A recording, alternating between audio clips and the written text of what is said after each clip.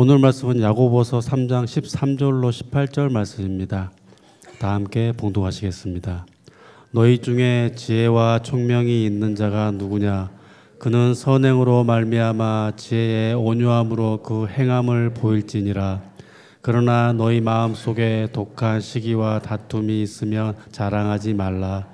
진리를 거슬러 거짓말하지 말라. 이러한 지혜는 위로부터 내려온 것이 아니요 땅 위의 것이요 정욕의 것이요 귀신의 것이니 시기와 다툼이 있는 곳에는 혼란과 모든 악한 일이 있음이라. 오직 위로부터 난 지혜는 첫째 성결하고 다음에 화평하고 관용하고 양순하며 긍휼과 선한 열매가 가득하고 편견과 거짓이 없나니 화평하게 하는 자들은 화평으로 심어 의의 열매를 거두니라. 아멘. 자, 오늘은 열매로 안다라는 제목으로 함께 말씀을 나누겠습니다. 많은 성도들이 이 건강에 대해서 관심이 참 많이 있습니다. 각종 매체에서 뭐 어떻게 하면, 어떤 음식을 먹으면, 어떤 운동을 하면 건강을 잘 지켜낼 수 있을까, 뭐 거기에 대한 온갖 정보를 쏟아내고 있죠. 근데 듣다 보면 다 비슷해요. 새로울 것 별로 없습니다. 잘 먹고 잘 자면 돼요. 스트레스 받지 않으면 됩니다.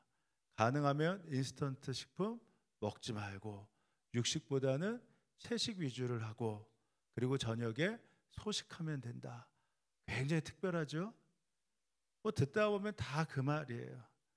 뭐 여러분들 가운데도 신체 가운데 어느 좀 취약한 부분이 있겠지만, 저도 다른 목사님에게 간 이식을 해서 뭐 쓸개도 없고 늘 간에 대한 어려움들이 있고 간 기능이 좋지 않으니까 뭐 늘 피곤해 좀 유의해야 하고, 뭐 허리 디스크 수술도 뭐 20대 2번이나 받고, 뭐 지금도 뭐 한쪽은 터져 있고 한쪽은 협착돼 있으니까 뭐 이미 오른쪽 다리 왼쪽 다리 저리고 아프고, 그러니까 뭐 게다가 목 디스크까지 왔으니까 저녁이 되면 온몸이 저려서 늘 진통제를 먹습니다.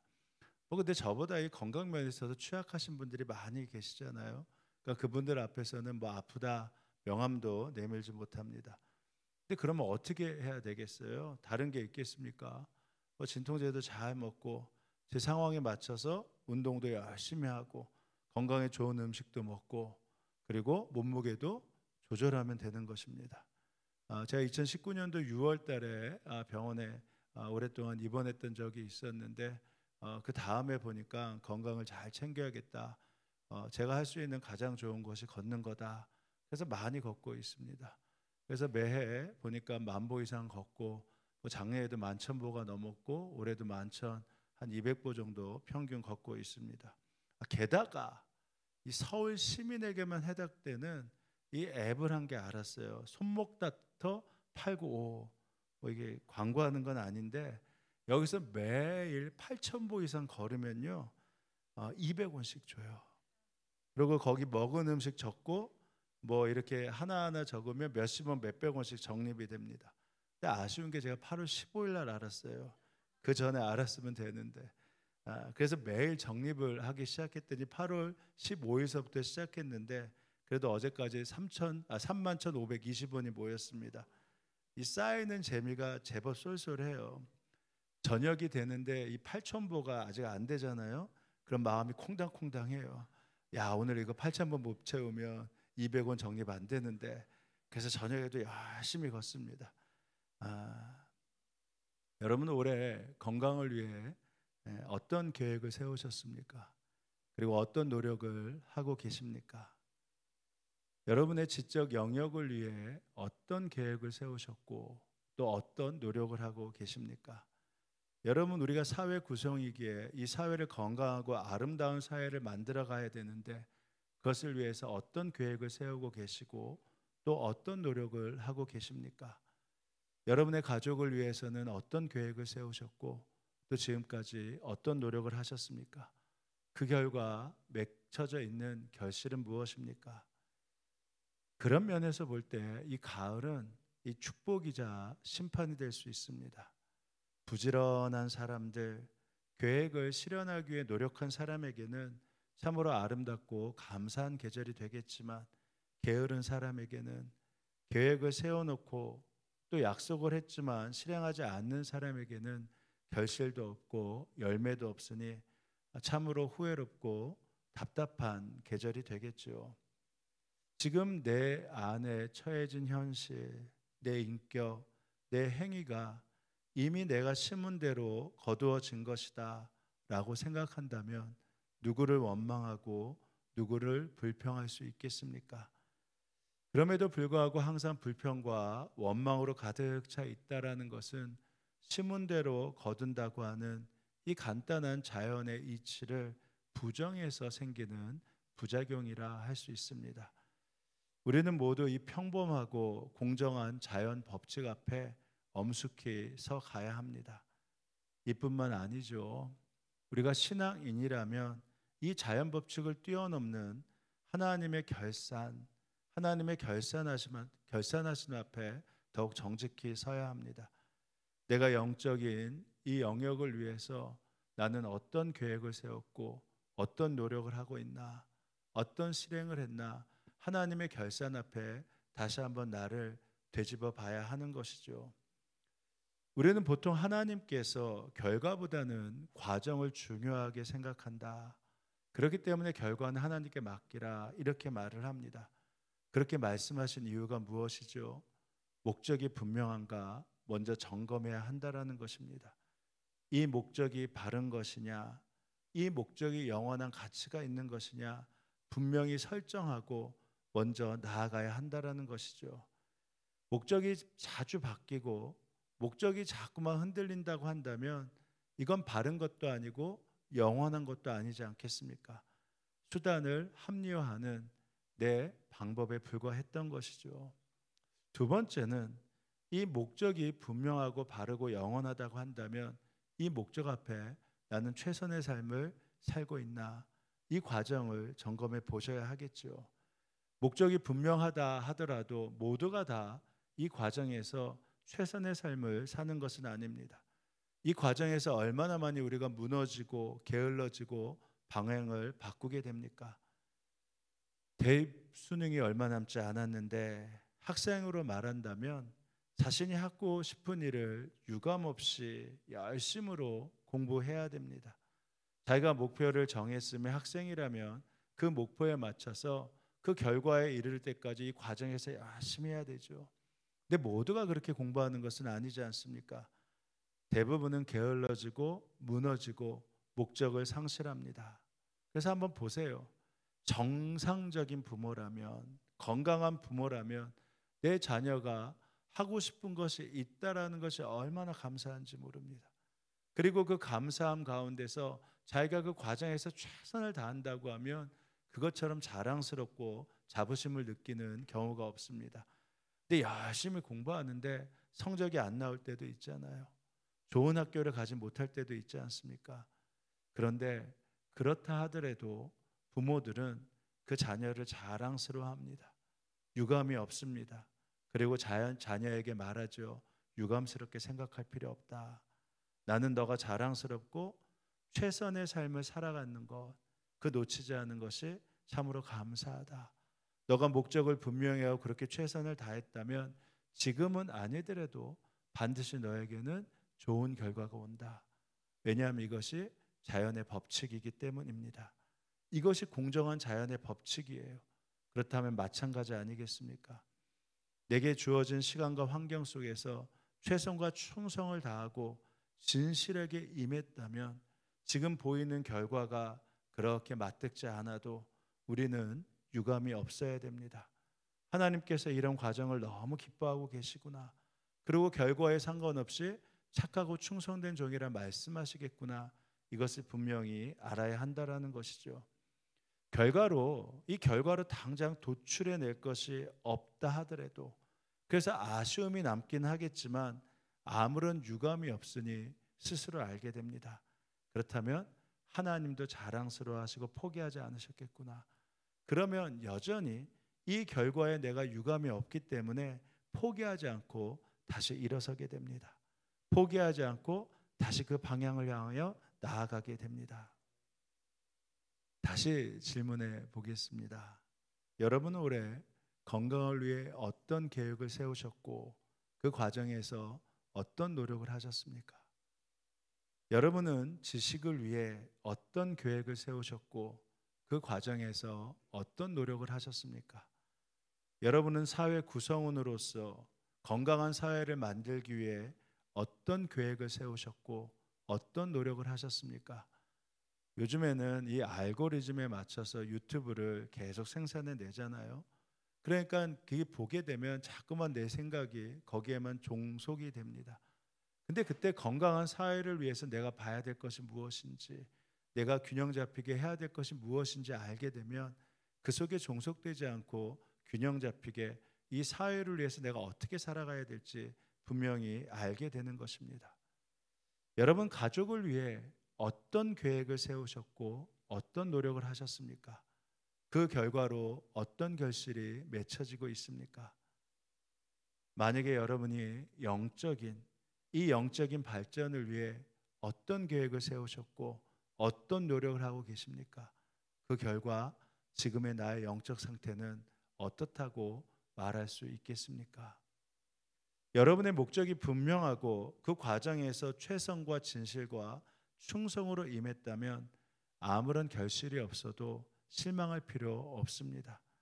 세상의 공정한 자연 법칙이 우리에게 다 그대로 적용된다, 그렇게 믿을 수 있다면 그 인생에서 하나님은 그것보다 더 공정하게 우리에게 반드시 결실을 맺게 해주시는 바로 좋으신 하나님이시기 때문입니다. 모든 것을 알고 모든 것을 보고 계신 하나님이라면 우리가 모두가 우러러 볼 수 있는 성공 신화를 만들 수 있는 그러한 꽃은 우리에게 생산해내지 않게 하시더라도 반드시 모든 사람들이 품고 흠모할 만한 건강하고 따뜻한 삶, 바로 그 삶을 우리에게 만들어 주십니다. 그래서 그 열매가요 수천 가지가 맺힐 수 있어요. 그 열매가 수천 가지가 맺힐 수 있습니다. 예수님께서 열매에 대해서 말씀하실 때 포도나무와 가지에 대해서 말씀하셨잖아요. 그 가지를 통해서 맺게 되는 이 포도송이가 얼마나 많이 있습니까? 근데 그 포도송이 말아 또 알날이 맺혀 있는 그 열매가 얼마나 많아요, 송이가. 그러니까 우리가 분명하게 하나님 앞에 바로 서서 목적이 분명하고 그리고 과정에서 최선을 다하면 결론은 반드시 수많은 수천 가지 열매를 맺을 수 있게 됩니다. 제가 오늘 이 본문을 통해서 이 두 가지를 말씀드리려고 하는데 그 첫 번째가 맺게 된 열매가 무엇이냐 정리해 보자면 선함과 따뜻함의 열매입니다. 우리가 잘 아는 갈라디아서 5장 성령의 열매를 한번 보십시오.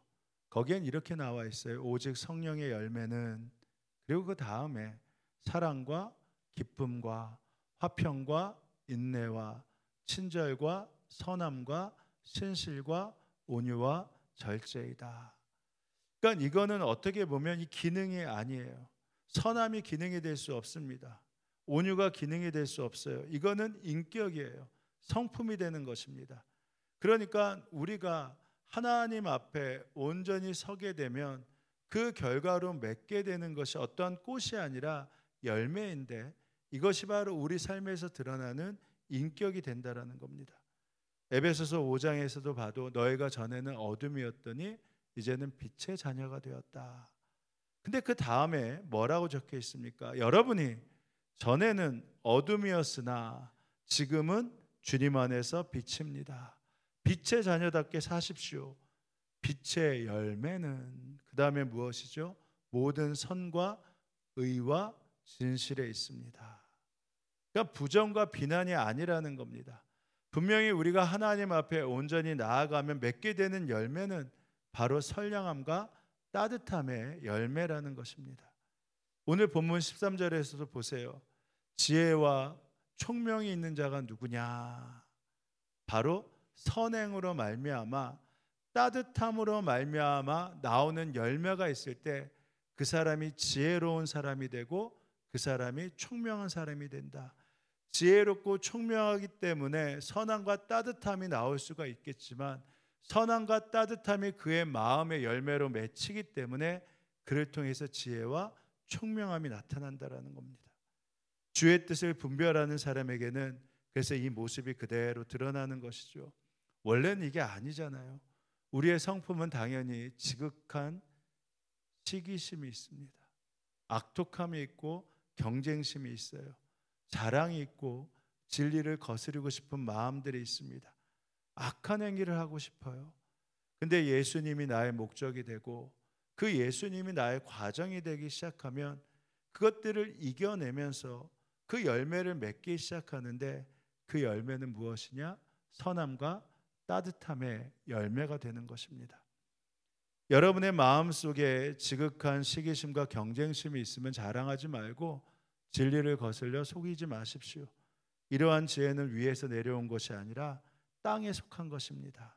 육신에 속한 것이고 마귀 사단에게 속한 것입니다. 시기심과 경쟁심이 있는 곳에는 혼란과 온갖 악한 행위가 있습니다. 그러나 위에서 오는 지혜는 순결하고 다음으로 평화스럽고 친절하고 온순하고 자비와 선한 열매가 풍성하고 편견과 위선이 없습니다. 정의의 열매는 평화를 이루는 사람을 위하여 평화를 허락하고 그 평화를 위하여 그 씨를 뿌려서 거두어들이는 뭐라고요? 열매이다. 그러니까 어떻게 보면 우리에게 있어서 정말 주님으로 우리가 살아가는 그 결과에 나타나는 것은 반드시 그 안에 선함과 따뜻함의 열매가 모두에게 맺혀질 수 있다라는 거예요. 목회를 하면 할수록 점점 더 그래서 분명하게 알게 되죠. 예수 잘 믿는 사람이 누구인가? 정말 예수님과 동행하는 사람이 누구인가? 예수님을 따르는 사람이 누구인가? 기도 많이 하고 예배 빠지지 않고 헌금도 많이 하는 사람인가?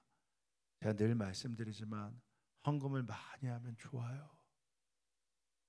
묻지도 않으시네. 예배도 빠지지 않으면 좋아요. 기도도 많이 하면 좋습니다. 근데요, 아직까지도 목회 여정이 많이 남아 있지만 정말 예수 잘 믿는 분이 누구인가 보면 어떠한 경우에도 그 따스함, 그 선함을 잃지 않으시는 분, 그것이 그 몸과 그 삶에서 사라지지 않으시는 분, 그분이 정말 예수 잘 믿는 사람입니다. 그것만이 주님께서 허락해 주시는 열매이거든요. 내 성향에 맞춰서 얼마든지 다른 것은 행위로 나타날 수 있어요. 따뜻함과 선함은요, 주님으로 인해서만 나타날 수 있는 열매이기 때문입니다. 예수님이 이 땅에 인간의 몸으로 오실 때 하나님께서 이 누구를 통해서 인간의 몸으로 예수를 오게 하실까 그렇게 고민하지 않으셨겠습니까? 그때 하나님께서 마리아라는 한 여인을 통해서 인간의 몸에 성령으로 예수님을 잉태케 하셨습니다. 왜 그렇게 선택하셨는지는 잘 몰라요. 그러나 한 가지는 분명히 압니다. 이 마리아가 잉태되었을 때 그와 결혼하기로 약속했던 요셉이요, 그 과정을 알고 너무너무 놀랐어요. 얼마나 당혹스러운 일이겠습니까? 아직 성령으로 이 마리아의 몸에 예수님이 잉태된 걸 모르는데, 근데 자기가 결혼할 여자가 다른 남자의 아이를 뱄다라는 것을 알면 어떻겠습니까? 근데 요셉은요, 그의 모습이 얼마나 선한지 모릅니다. 그가 얼마든지 오해할 수 있는 것인데 모욕을 주지 않고 가만히 그 관계를 끊고자 합니다. 예수 그리스도의 태어나심은 이러하다. 그의 어머니 마리아가 요셉과 약혼하고 나서 같이 살기 전에 마리아가 성령으로 잉태한 사실이 드러났다. 이건 아직 요셉이 몰라요. 마리아의 남편 요셉은 의로운 사람이라 약혼자에게 무엇을 주지 않으려고, 부끄러움을 주지 아니라고 가만히 파혼하려고 했다. 그 이후에 파혼하려고 한 다음에 예수님께서 천사를 보내셔서 요셉에게 말합니다. 요셉아, 두려워하지 마. 마리아는 성령으로 잉태된 거야. 그것을 알기 전에 그럼에도 불구하고 요셉에게는 선함과 따뜻함이 있었다라는 것이죠. 그래서 가만히 성경을 읽어보면 이 따뜻함 때문에 하나님께서 요셉을 선택하셨구나, 이 가정을 선택하셨구나 라는 생각을 하게 됩니다. 예수님께서 사도 바울을 다메섹에서 선택하셨잖아요. 이방인의 사도로. 그리고 그 다음에 그를 세워주고 그를 일으켜주고 그를 인정해주고 믿어주고 그를 훈련시킬 사람을 선택하셨는데, 그 사람이 누구냐면 바로 바나바입니다. 왜 바나바를 선택하신 줄 알아요? 그가 바로 선하고 따뜻한 사람이었기 때문입니다.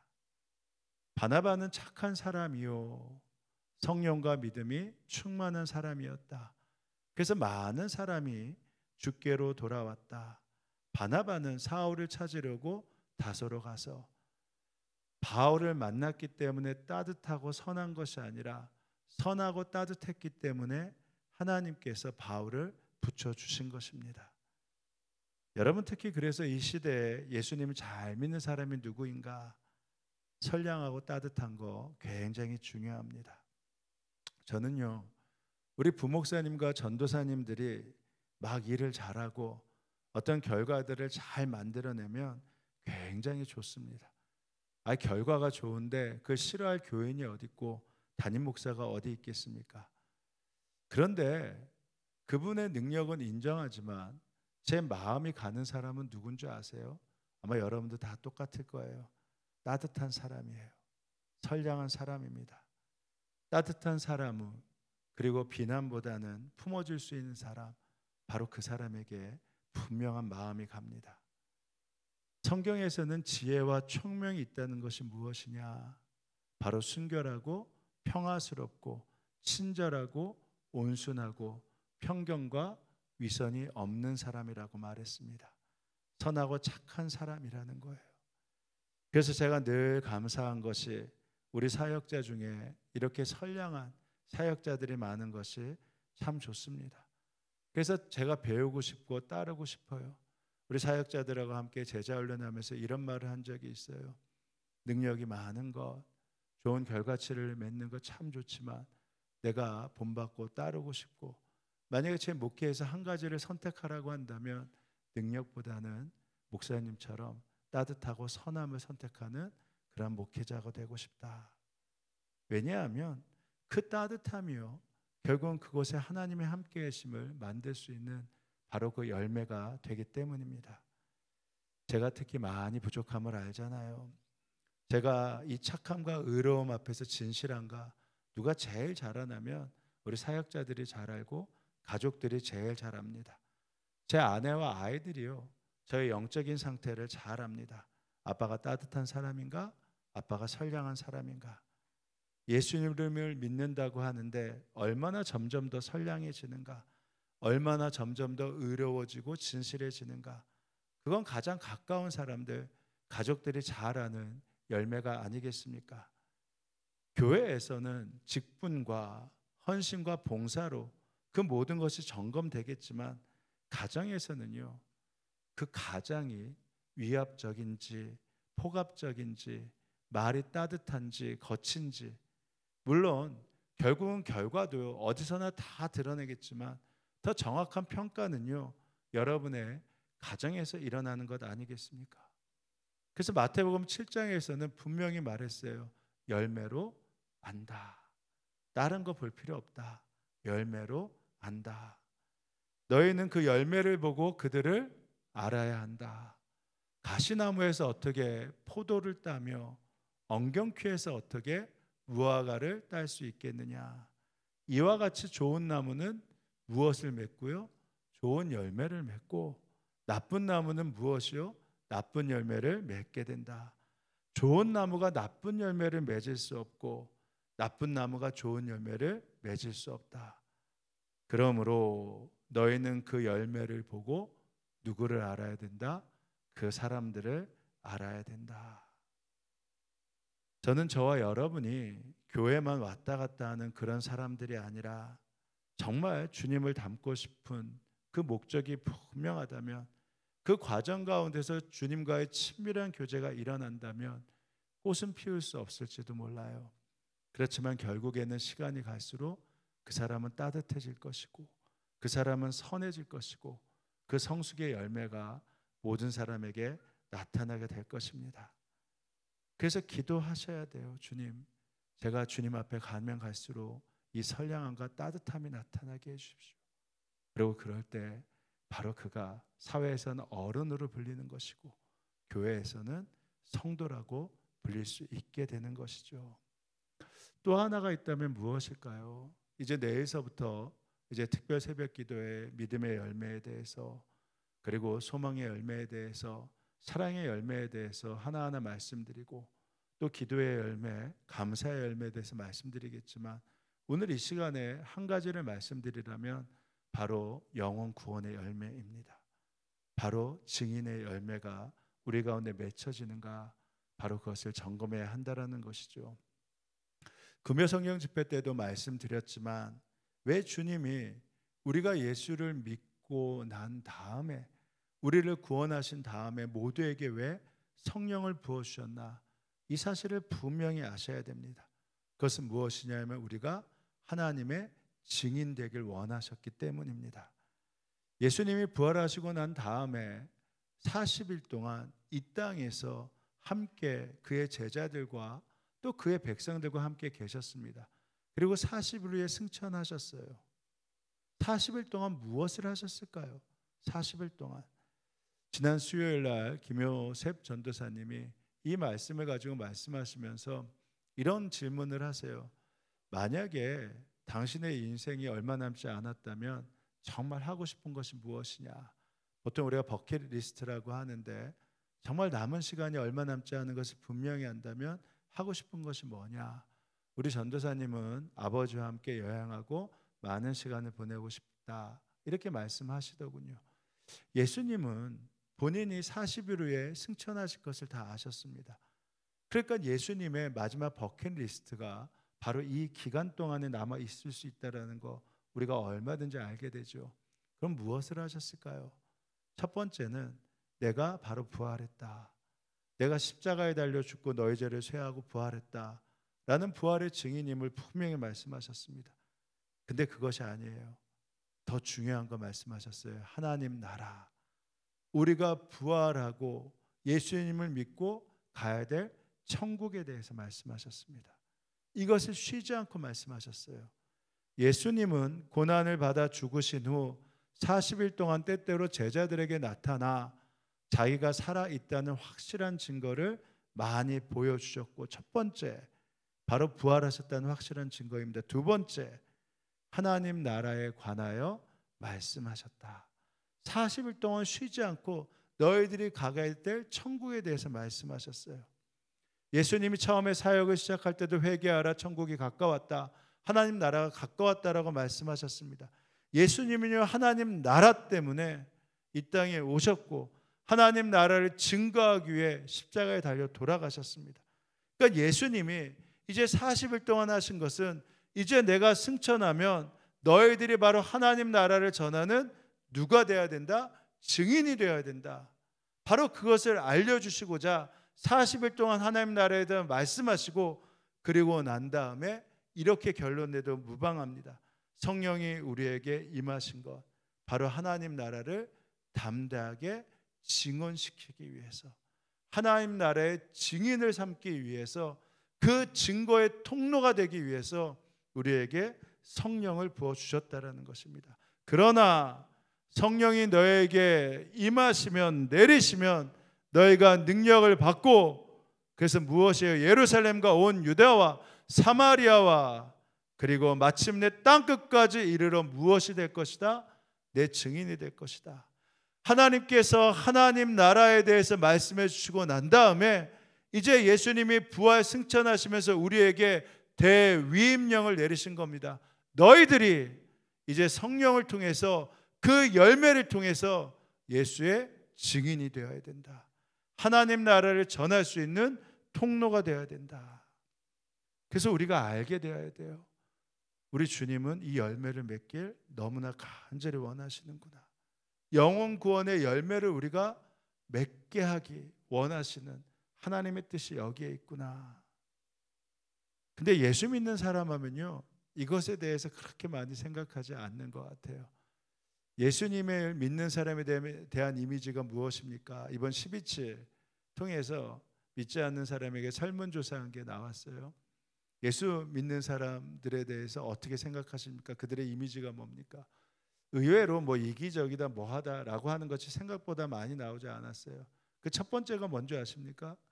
예수 믿는 사람은 술, 담배 하지 않는다. 이게 첫 번째였어요. 왜냐하면 한국적 이 신앙의 풍토 가운데서는 예수 믿으면서 술, 담배를 한다, 그 사람이 예수를 잘 믿는다, 이것은 절대 성립이 되지 않습니다.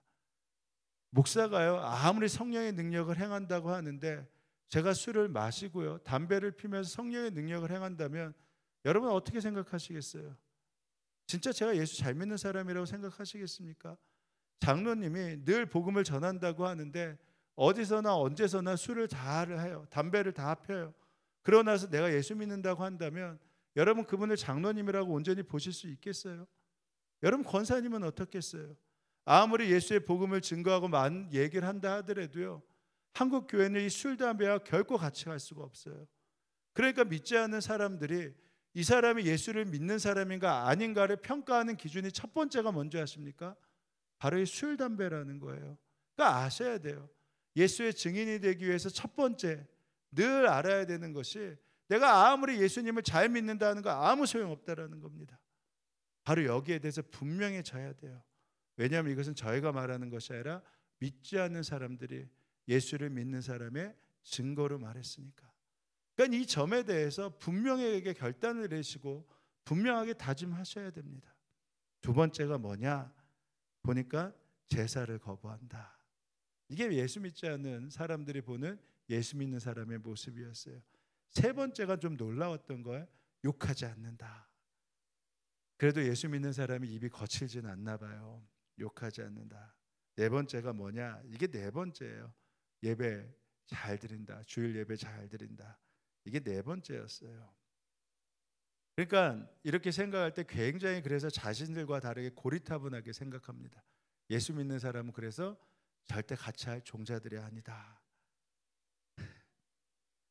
근데 제가 정말 아쉽게 생각하신 것이 뭔지 아십니까? 이분들이 우리를 볼 때 떠오르는 이미지가 무엇이냐? 성령의 권능을 받은 사람이다. 원래 이렇게 떠오르는 게 정상이잖아요. 분명히 우리가 신앙생활을 할 때 예수님께서 말씀하실 때 너희가 성령의 권능을 받았다. 그러니까 예수의 복음을 전하는 이유에 대해서 얘기할 때 이들이 성령의 권능을 받았기 때문에 그 증인된 삶을 이렇게 살아가고 있다. 사실 이 이미지가 첫 번째 된다면 얼마나 좋았겠습니까? 그래서 성경은요, 전도에서 한 영혼이 주님 앞에 돌아오면 그것이 바로 가장 좋은 열매라 이렇게 말씀하고 있습니다. 사도 바울이 로마서를 쓰면서 자신이 로마에 가지 못한 이유를 너무 아쉽게 생각해요. 그것이 무엇인 줄 아십니까? 거기서 바로 영혼 구원의 열매를 거두지 못했기 때문에. 형제 자매 여러분, 여러분은 이것을 아시기 바랍니다. 나는 여러분에게 가려고 여러 번 마음 먹었으나 지금까지 길이 막혀서 뜻을 이루지 못하였습니다. 여러 번 가고 싶었는데 이루지 못해서 그 이유가 뭐냐? 나는 다른 이방 사람들 가운데서도 열매를 거둔 것 같이 여러분 가운데서도 그 열매, 영혼 구원의 열매를 좀 거두려고 거기에 가고 싶었습니다. 그동안에 나를 통해서 이방인들이 예수 믿는 그 열매를 많이 거뒀는데 로마에서도 그 열매를 거두기 원했다라는 거예요. 그래서 이방인들을 통해 맺은 열매에 대해서 그들이 예수 믿고 구원받은 그 열매에 대해서 그 감사가 로마서 16장에 이렇게 나옵니다. 그리고 그들의 집에서 모이는 교회에도 문안하십시오. 나의 사랑하는 에베네도에도 문안하십시오. 특별히 이름을 언급해요. 그 이유가 뭔지 아십니까? 그는 아시아에서 그리스도를 믿은 뭐라고요? 첫 열매입니다.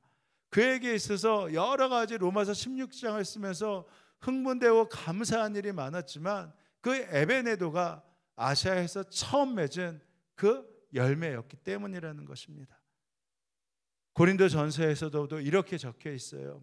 유럽에 가서 그가 복음을 전할 때 그리스 아가야에서 예수 믿게 된 사람이 있습니다.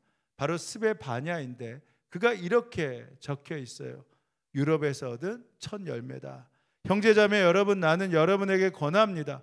여러분이 아는 바와 같이 스데바냐의 가정은 아가야에서 맺은 첫 열매요. 첫 열매요.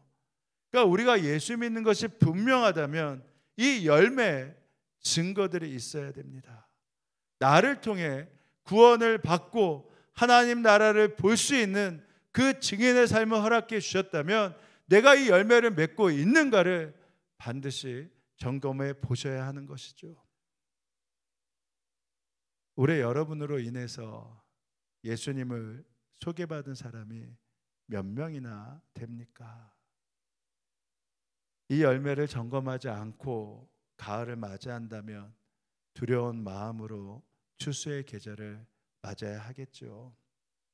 이제 말씀을 마칩니다. 요한복음 15장의 말씀에 보면 예수님이 포도나무와 농부의 비유를 통해 우리가 열매를 많이 맺으면, 그 열매를 많이 맺으면 농부이신 하나님이 영광을 받으신다, 이렇게 분명히 말씀하고 있습니다. 너희가 열매를 많이 맺어서 내 제자가 되면 이것으로 내 아버지께서 영광을 받으실 것이다. 너희가 열매를 많이 맺으면 그것 때문에 하나님께서 영광을 받으실 것이라는 것입니다. 좋은 열매를 맺으면요, 하나님께 영광이 돌아갑니다. 그는 하나님의 사랑을 받습니다. 더 나아가 더 많은 열매를 계속 맺게 하시려고 하나님께서 그 포도나무를 더욱 깨끗하게 하십니다. 그렇다면 그 열매가 무엇일까요? 바로 따뜻함과 선함의 인격의 열매 아니겠습니까? 바로 영혼 구원의 열매가 아니겠습니까? 바로 믿음의 열매, 소망의 열매, 사랑의 열매, 그리고 감사의 열매, 그리고 기도의 열매 아니겠습니까? 그럴 때 우리 주님이 약속하세요. 구할 때 바로 그 열매를 더 많이 맺게 하기 위해서 내가 더 많이 주겠다. 무엇인지 구하라, 그리하면 이루리라. 다시 말해서 하나님께 영광을 돌리는 자는 하나님이 계속 더 열매를 맺게 주신다라는 것입니다. 바라는 이 가을 주님과 동행함으로 내 안에 스스로 만들어진 독함과 분노와 시기와 비판과 다툼을 버리고 주님으로 맺혀진 선함과 그 따뜻함의 열매, 그리고 세속됨을 버리고 증인의 약속을 이뤄가는 영혼의 열매를 계속적으로 맺게 되길 주님의 이름으로 축원합니다. 이제 기도하실 때 이렇게 기도합니다. 주님, 제가 주님과 동행합니다. 주님과 함께합니다. 주님, 이제 내 안에 주님으로 인한 선함과 따뜻함의 열매가 계속적으로 맺혀지게 하여 주옵소서. 증인의 열매를 구하시오니 주님, 예수 구원의 증인의 열매가 계속해서 허락해 받을 수 있도록 그 증인의 열매를 허락해 주옵소서. 우리 이렇게 함께 기도하시겠습니다. 하나님 아버지, 감사합니다. 하나님께서 주시는 놀라운 은혜와 약속을 믿습니다. 주님께서 이 가을 예수님과 동행하며 내 안에 자생된 독함과 분노, 시기와 비판과 따뜻함을 보니 내 안에 맺혀진 선하고 그 따뜻함의 열매, 그리고 영혼 구원의 열매를 계속 맺어갈 수 있도록 주님 함께하여 주옵소서. 주님을 바라보고 주님과 동행할 때 성령님 함께하여 주셔서 주님을 더 크게 보는 믿음을 더하시고 주님으로 반응하는 훈련을 하게 하셔서 그 열매를 맺게 하셔서 주님 아버지, 내 안에 따뜻함과 그 안에 선함과 믿음의 열매와 소망과 사랑의 열매와 감사와 기도의 열매를 허락하여 주시고 주님 영원 구원의 열매가 날마다 맺혀질 수 있도록 주님 함께하여 주옵소서.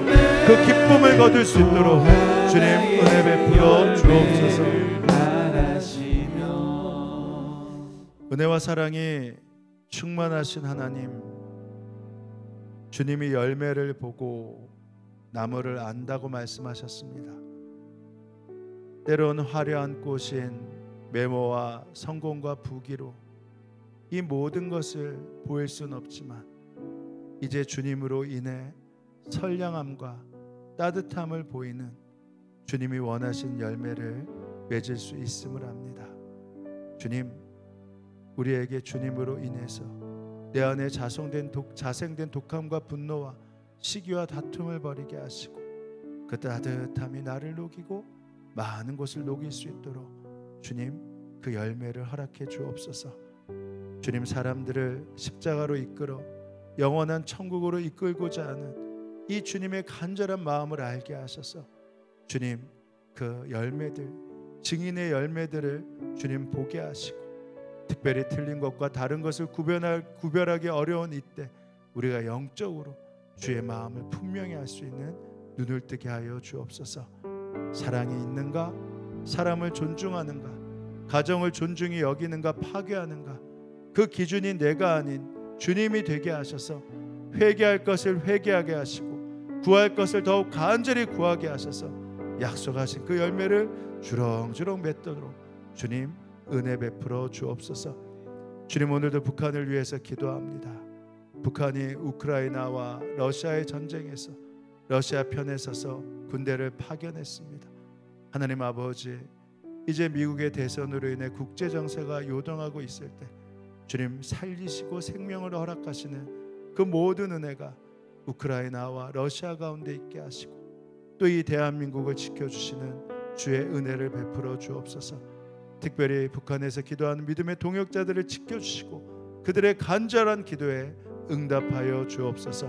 주의 보혈로 우리 성도들의 질병을 치유하여 주시고 복음을 전하기 위해 나가 계신 선교사님과 그 가정에 복음의 능력을 허락해 주옵소서. 주님, 오늘도 감사하여 허락하신 것의 일부를 떼어 봉헌합니다. 우리의 감사와 사랑을 받아주시고 넘치는 축복 누리게 하여 주옵소서. 감사드리며 예수님의 이름으로 간절히 기도합니다. 아멘. 우리 다 함께 일어나실까요?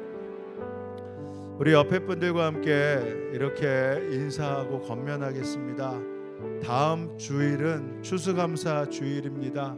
감사로 주님 앞에 나아옵시다. 이렇게 인사하겠습니다.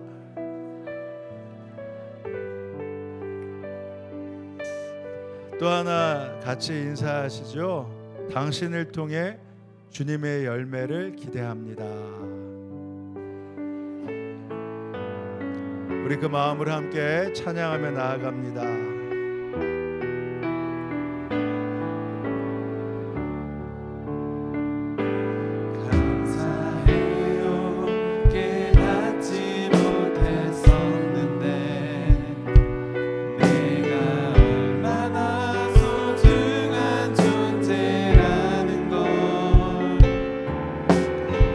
초부터 지금까지 하나님의 사랑은 항상 날 향하고 있었다는 걸 고마워요. 그 사랑을 가르쳐준 당신께 주께서 허락하신 당신께 그래서 어떻게 하겠다는 겁니까? 그리스도의 사랑으로 더욱 섬기며 이제 나도 세상에 전하리라. 당신은 사랑받기 위해 그리고 그 사랑 전하기 위해 주께서 택하시고 이 땅에 심으셨네. 또 하나의 열매를 바라시며 당신은 사랑받기 위해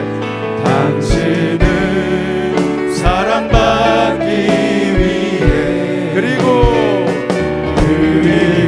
그 사랑 전하기 위해 주께서 택하시고 이 땅에 심으셨네. 이유는요,